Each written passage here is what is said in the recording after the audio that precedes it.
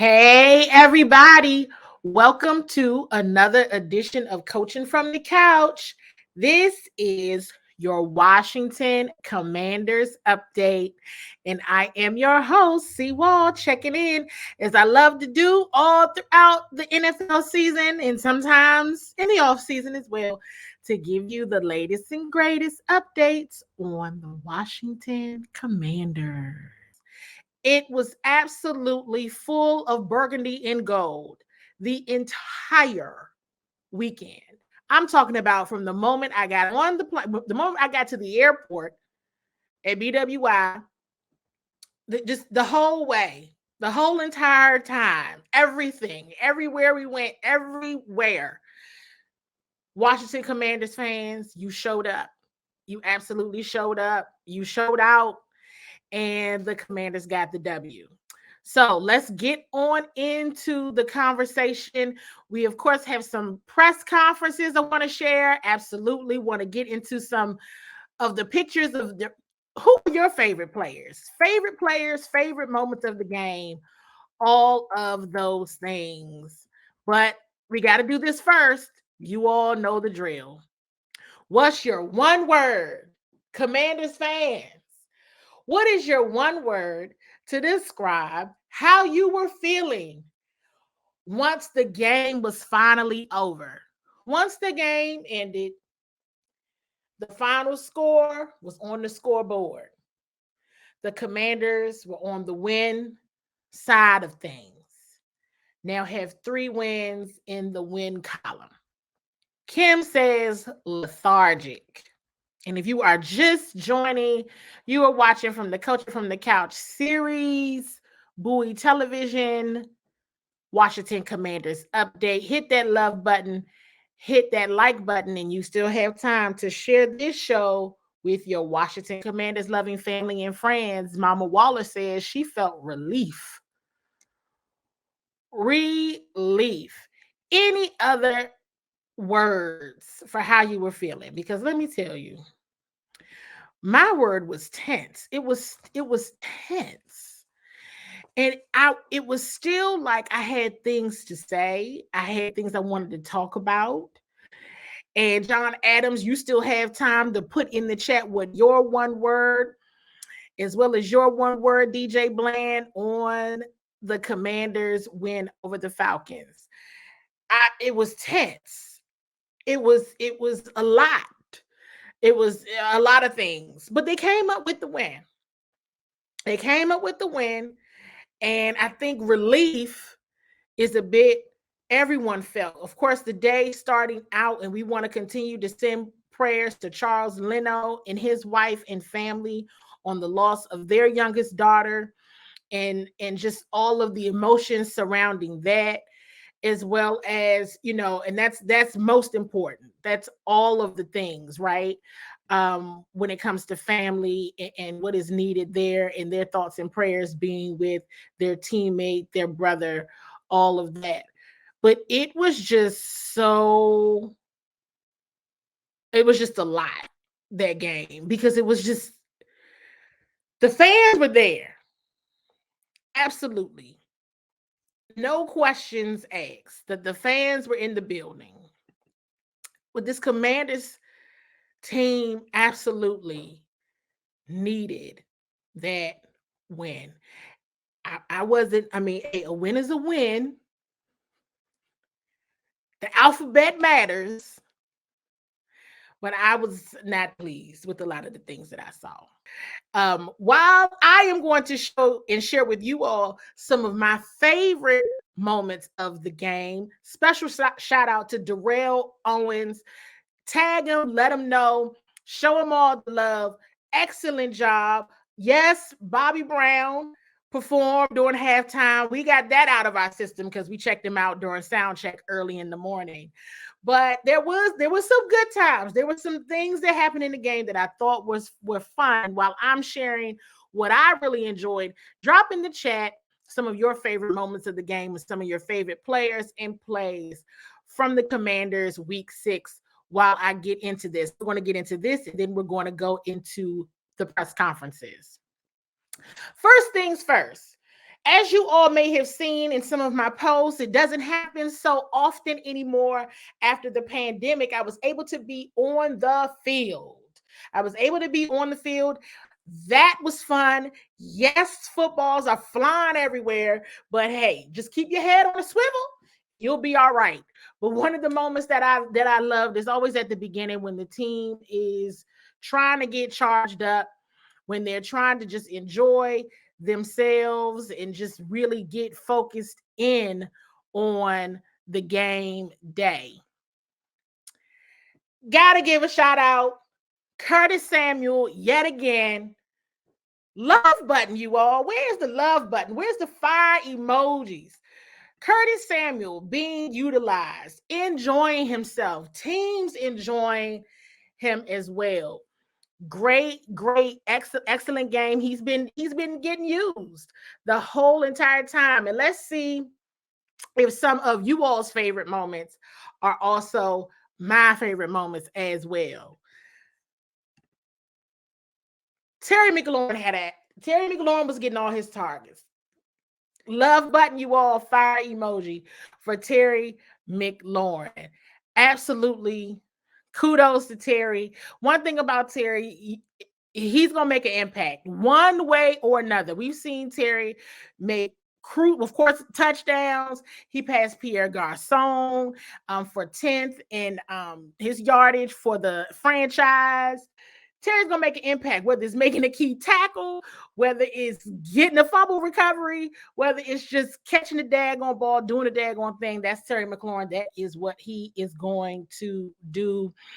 Brian Robinson Jr., did he or did he not crack somebody, bulldoze, bum rush, whatever needed to happen in order to get on into that end zone? Yes, he absolutely did. Shout out to B-Rob. So many of the players had a ton of family in the building as well. And Brian Robinson Jr. had a ton of family and friends there. They were all wearing 8 jerseys. Antonio Gibson, I give him a hard way to go because he fumbles the ball, but you know what? He did not do that yesterday. He too had a bunch of family and friends there wearing his jersey, as did Chris Rodriguez Jr. Beautiful, beautiful families. And let me see. I think I'm going to keep on going down the list. This guy right here. And then I'm gonna pause because I want to get to y'all's comments. Jamison Crowder. Please love button. Please fire emoji. Because you know what? Jamison Dag on Crowder. And I see this comment from Lamar Bland about what's wrong with Jahan Dotson. 2 straight weeks with 2 uncharacteristic drops. I think it's 2. So I don't think we're going to worry about it. It's 2. Jahan is fine. They're working with Jahan.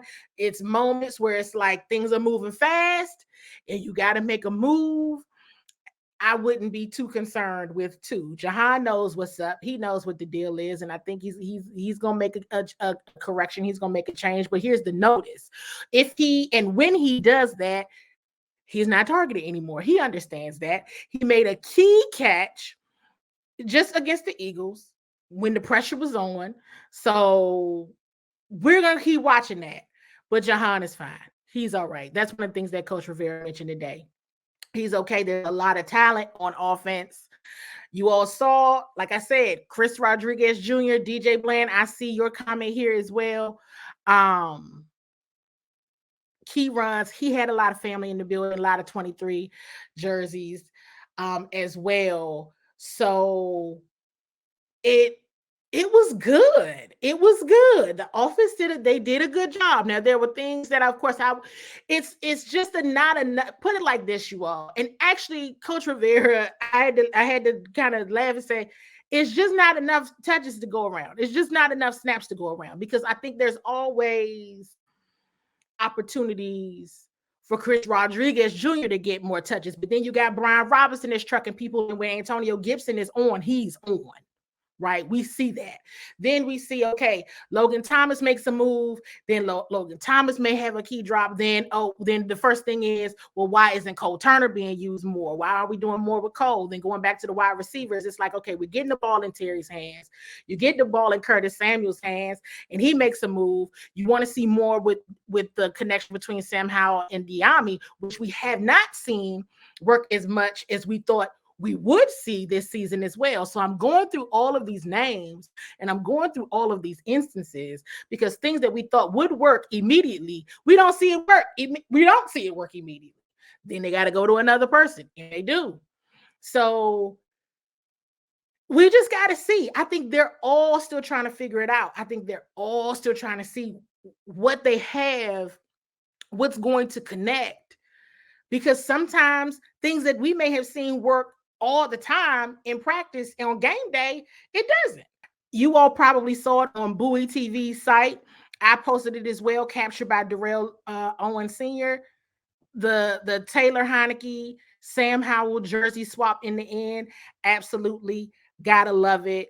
That's the game right there, you all. Yeah, during the game, all of that. But please understand, these guys are friends. These guys are brothers. It is very much a family first brotherhood situation. It's all love at the end of the day. Let me see. So who do we have? Did we give a shout out to Jamison Crowder? Did anybody shout out Jamison Crowder? Listen, I have been asking for a Jamison Crowder special teams touchdown. It wasn't already a touchdown, but I'm gonna tell you, key indicator of the importance of good field position, which leads me to this guy right here, QB1, Sam Howell. Sam is taking a lot of sacks. We'll get to that in a moment, but I can tell you this. Sam doesn't hold the ball so long, and we've seen, and we talked about this. Now, let me take myself and me get back here. We've talked about this before, where there were second half of the Denver Broncos game. You saw it toward the end of the Eagles game. What could happen if the timing of how long the O-line is going to hold up and when Sam Howell can get the ball out? Critical, critical, critical if it could happen. Because you got to think of it like this. If Sam Howell is taking as many sacks as he is, which is not good, right? And it is not all the offensive line's fault. We definitely saw Sam Howell hold the ball too long against the Falcons. If he's not seeing his reads, no, he's not fumbling. No, he's not. It's not turnovers, but he's holding on to the ball too long. If he doesn't like his reads versus throwing it away, he just holds on to it, or it seems like it's a situational awareness thing, which I really want to know a little bit more about that because I'm impressed with Sam. I am impressed with Sam. But if he's not taking all of these sacks, wow, what a quarterback he would be for certain. And if you are just tuning in, this is from the Coach from the Couch series. This is the Washington Commanders update. I am your host, CWall. Bowie Television live recording. Hit that love button. Drop a fire emoji so I know that you're here. Share this live discussion with your Washington Commanders loving family and friends because we're talking all Washington Commanders. You can watch this show every day. Verizon Channel 11, Comcast, Xfinity Channel 77, 1:30 to 2:30, and on the weekends during the noon hour. And make sure you are subscribed to Bowie TV. We have television shows, all of the Commanders, Ravens content that you want to just love and watch all day. Bowie TV at BCMC TV Maryland on YouTube. Trust me, you'll love it. I still have more pictures because I have a lot of people I want to talk about, but going back to Sam Howell for a moment. I think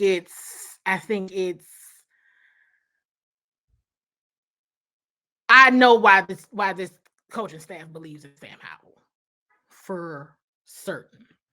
And I want to go back to something I shared with you all back during the summer, and you've heard Sam say it, you've heard Jahan say it, which is they practice 2-minute drills all the time in practice. And that's why if you notice, they got that down to a science, right?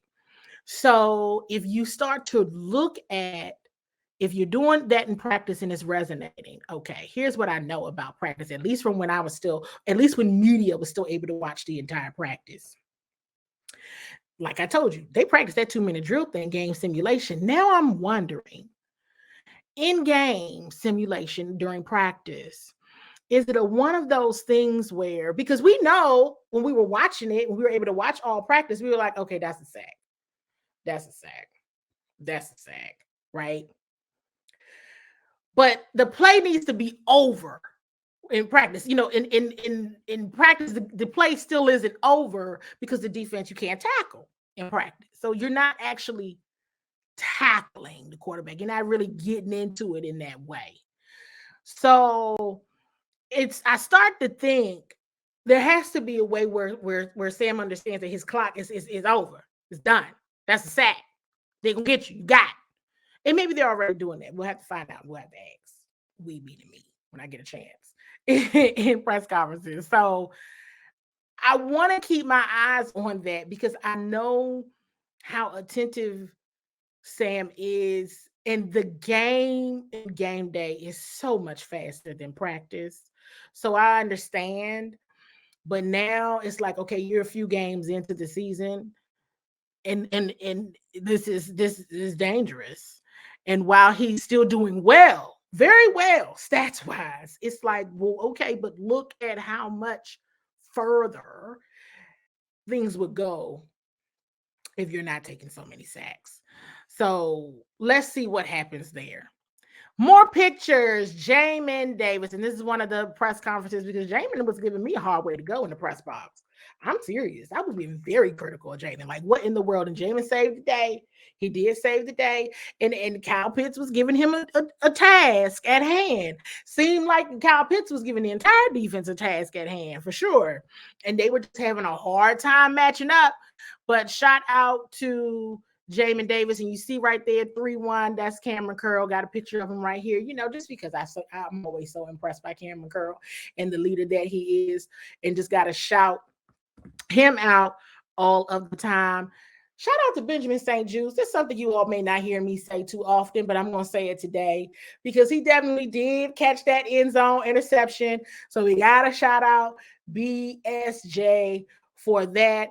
And I think I saw somebody comment, huge 2-point conversion stop by Jonathan Allen and Khaleke Hudson. And that is definitely a name. I know some people are talking Cody Barton or Khaleke Hudson. You all drop in the chat. Who would you prefer to see? Who would you like to see? I tell you one thing, Khaleke Hudson made his presence known. Okay, so we shall see. We shall see what happens. We shall see what happens. But I think that's the player that I know I knew he could be, and I believed him to be. So we'll continue to see what happens. So about to go ahead and jump on in to press conferences. Let's see. Look, I don't even know. Let's see who's up first. I think it's Jamin Davis. Snippets from press conferences, or actually, I think it's the whole entire press conference. You all drop in the chat what you all think of what's being said, what's being shared during the press conference, and let's talk about it a bit. So first up, Jamin Davis. Just one of them situations where you knew they kept trying to isolate me with 7 because, he's a dangerous guy. He's real shifty. So just trying to anticipate what I knew what was coming, just short down in distance. It was probably going to be a double move or something coming inside and just let instincts take over, I guess. How hard was he to defend in the pass game? What challenges did he anybody that's pretty shifty going to bring up a threat each week. So just knowing that, just watching the situations that Del Rio tried to put us in to help out, and just played your rules. That's all it really boiled down to. So when you're in that situation, though, how much do you just have to narrow it down to what you think he's going to do? Like, was it an easier route for you to, I guess, anticipate? In a sense, yeah, but a lot of it boils down to preparation as well. Just knowing like different type of things that you see on film and just letting instincts take over, like I said. How important with the losing streak and particularly that last game was it kind of, bring things to a halt here and kind of turn the momentum back in y'all's favor a little bit? How big a win is this for y'all? It's a great feeling, of course, but we just got to keep rolling. we always going to have outside noise and all that trying to get in the way, but we never pay attention to any of it. We just going to keep balling and keep doing what we got to do. How important was Jameson's return in the first quarter just to kind of get a spark going there? Oh, yeah, definitely. That got me a little excited actually sitting watching it unfold. But, yeah, like I said, on all 3 phases, everybody going to go out there and do what they have to do. And just going forward, that's what it's going to be. After the last game, against the Bears, and to come back with this kind of win, how important was it just to get back in this and kind of get that out and get some momentum going? You always want to get that bad taste out your mouth at the end of the day. So, just setting our feet in, backs against the wall, we never going to fold at the end of the day and just get this thing rolling. To have a third linebacker out there with you guys at times, that was not what. Oh, yeah, that was pretty cool, yeah. That, for this game, kind of made sense with that run-heavy opponent. So Right. what happened. Yeah, definitely. Like I said, getting a chance to get Leak out there with us, getting rolling and stuff was pretty cool. So I know he probably was fired up as well, and, all 11 hats falling to the ball. Was the matchup kind of different, knowing that they really don't have really super fast receivers out there, but more bigger, big tight ends, big receivers? Did that change up y'all defense any much? Regardless of who we playing, we still just got to play down to our standard at the end of the day, and just like I said, preparation is the key to everything, and going forward, that's how it's always going to be. So, yeah, you got guys that's bigger or whatever it is, or whether it's a shifty guy, like I said, it's just all preparation. If you are just tuning in, you're watching from the Coaching from the Couch series, the Washington Commanders Update. I'm your host, CWall. This is a live Bowie television recording. Everything we say and do here will more than likely end up on Bowie TV, Verizon Channel 11, Comcast, Xfinity Channel 77 every day, 1:30 to 2:30, and on the weekends during the noon hour. Drop in the chat, what are you thinking right now in terms of what Jamin shared? I'm going to go ahead and switch over to Sam Howell's press conference. At this point in the season, are the Commanders too far off? Here's what I want to know, and drop this in the chat. Are they too far off from where you thought they would be? I'll tell you what I think. I think yes, I do. I think are they that far off the win column? No. Right? At this point, I thought they would be at 4 wins versus 3. Okay. And that would be, the Bears game. But I do think that there's still some areas defensively that I would have expected more from. A bit more scary defense, a bit more, they're coming up on the win. Like I said, it's only a difference of 1 game, right? But it's still some areas where I'm kind of like, thought I was going to see more there, even offensively, to the point of, a Jahan or at times Logan, of course, Antonio. There's a few plays. We're moving forward. Absolutely moving forward. But there's definitely some plays in some areas that I know the players would want to get back. So if I would want to get them back, I'm so certain that the players would want them. So we're going to jump to Sam Howell's presser.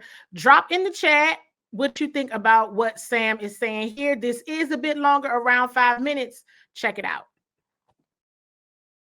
How much did it help to have those short fields that you had a couple times? Yeah, Jameson, I told him after the game that was one of the things that really helped us to win this football game. I think our defense did a good job putting us in good situations with the turnovers, and then obviously that punt return gave us a short field, and we were able to get 7 points off of that. So, yeah, that was huge. And whenever you can kind of get sparks from whether it's the defense or special teams, it definitely helps the offense, against a good defense in Atlanta. They did a lot of good jobs, a lot of things really well in defense, and kind of made some things tough in the passing game. But, I'm just glad our defense played well, and we were able to, take advantage of some opportunities that we had on some short fields. But I think the main thing is we know we have a lot of stuff we can clean up.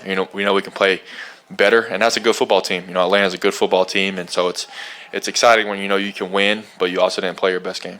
What did you see from Brian Robinson on the screen pass for a touchdown, especially at about the 2-yard line? Yeah, honestly, man, that was a great play by him, and I think we had like 3 O-linemen that were able to get out on that play and kind of block for him. But yeah, just the screen game has been something that's helped us a lot this year, and I thought it was a great time for that play call. Good job by EB, and we just executed, and B-Rob made him pay at the goal line.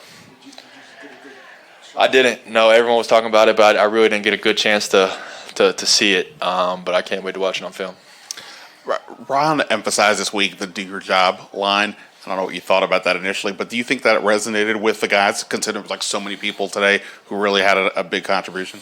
Yeah, I mean it's one of those things where everyone's always kind of focused on doing your job, but when he stressed it all week long, do your job. He put signs up around like you guys probably saw, and I just think it kind of makes everyone really lock back in and focus on what is my job, what am I supposed to be doing, how can I contribute to the team, and how can I help this team win football games. And I think everyone fully bought into their role this week as a team, and we were able to get it done.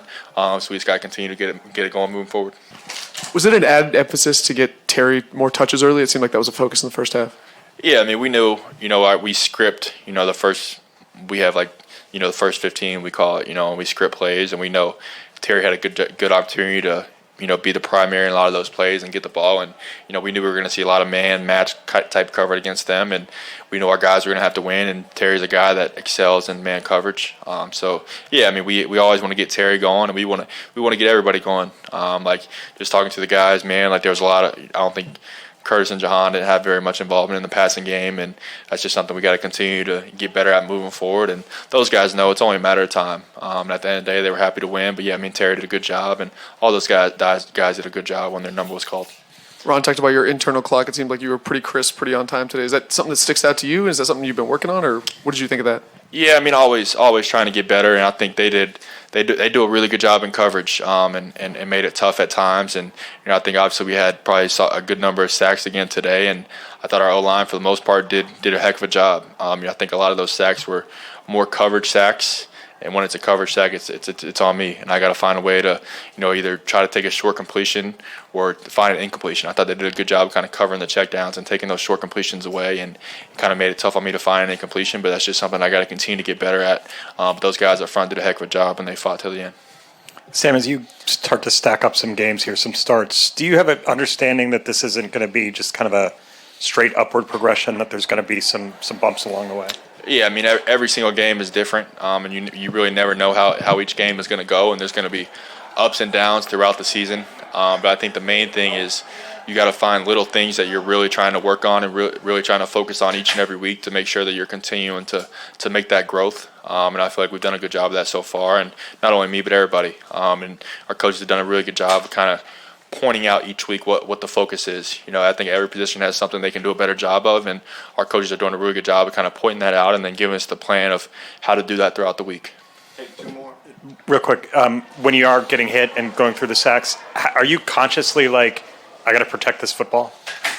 Yeah, for sure. I mean, that's another big thing is there's certain situations where maybe a fine incompletion is not as good as taking a sack, especially when you're trying to run some clock out or something like that. But, yeah, just trying to keep two hands on the ball in the pocket at all times. I had that one strip sack in the first game, and that's something that really hasn't happened to me much, but it's just been a kind of point of emphasis for me as we've gone throughout the season is take care of the ball. And, if, at the end of the day, if you have to take a sack, take the sack. But, yeah, I mean, that's just something we've been working on. You mentioned that whole line. Cornelius stepping in at left tackle. How did you feel like the front did with him? Yeah, did a good job. Big Luke, we call him. But yeah, he did a heck job stepping in today. Obviously, thoughts and prayers are with Leno and his family. It's just super tough to hear something like that happen with one of our teammates, one of our brothers. So we're all behind him and supporting him and his family. But yeah, I mean, he did a good job stepping in today and kind of fulfilling Leno's role. But yeah, we definitely miss Leno out there and hope to get him back out there soon. But no, at the end of the day, there's a lot of things that are bigger than this game of football. And God will be with his family and strengthen him throughout this time, and we'll continue to do the same. The Commanders have two good ones coming up. Two good ones. They got the Giants. Right, they got Saquon back, and of course now Daniel Jones may be back for the contest against the Commanders, and then the Commanders will see the Eagles at their house at FedEx Field, which is another sold-out game. One can only hope there's more Commanders fans than Eagles fans because the Eagles fans absolutely do travel. So we will see what happens. You all, thank you so much for hanging out on the live discussion from the Coaching from the Couch series, Washington Commanders Update. I'm your host, CWall again. This is a Bowie Television live recording. We hope you all enjoyed all of the conversation. I will see you guys again soon.